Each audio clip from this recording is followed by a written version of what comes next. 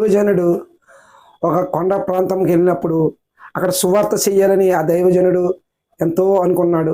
అక్కడ ఒక 10 మంది ఉంటే ఆ 10 మందిలో కూర్చుని దేవుడు జీవము గల తండ్రి, సత్యము గల తండ్రి అని చెప్తుండగా ఆ 10 మంది ఆ మాటలు, దేవుడి మాటలు ఆలకించక దేవుడే జీవం, మార్గం, సత్యం అని అందరితో చెప్పినప్పుడు అక్కడ కన్నీళ్ళు, బాధలు, వ్యాధులు అన్నీ పంచుకుంటున్నాడు వాళ్ళతో.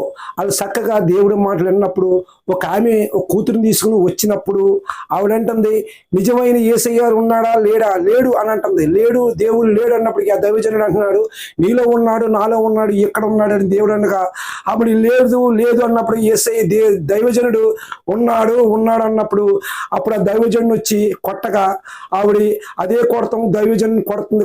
కొట్టగా దైవజనుడు ఆ మాటలు ఆపలేదు, దేవుడి మాటలు చెప్తూ దేవుడు ఈ కార్యం చేశాడు, ఆ కార్యం చేశాడని అలాగా చెప్తుండగా ఆమెతో వచ్చిన కూతురు, అమ్మా దైవజనుడిని కొట్టకు, అమ్మా ఆ దైవజనుడిని కొట్టకు అన్నప్పటికీ ఆ దైవజనుడిని కొట్టకుండా ఆగిపోయింది. ఎందుకు ఆగిపోయిందంటే ఆ దేవుడి కృప అక్కడ ఉంది కాబట్టి ఆగిపోయింది. అమ్మ అప్పుడు దైవజనుడు కాలు మీద పడి అప్పుడు దండం పెట్టింది. దండం పెడితే ఏంటంటే, అయ్యా నా కూతురు ఒక 15 సంవత్సరాల నుంచి మాట్లాడి నేను మోగ తల్లి కూతురిని దేవుడు ఈ రోజుని నా కూతురికి విడుదల ఇచ్చాడని ఆ దైవజనుడి మీద కాలు మీద పడి, నీ దేవుడు ఉన్నాడు, యేసయ్య ఉన్నాడు, నీ జీవంగా తండ్రి ఉన్నాడు అని అక్కడ కన్నీరు మున్నీరు కార్చి దేవుడు సువార్త చెయ్యాలని మరి అవి ఎంతో నిజమైన దేవుడు ఉన్నాడని నమ్మి మరి ఈ మాటలు కొద్దిగా దేవుడు దీవించును గాక.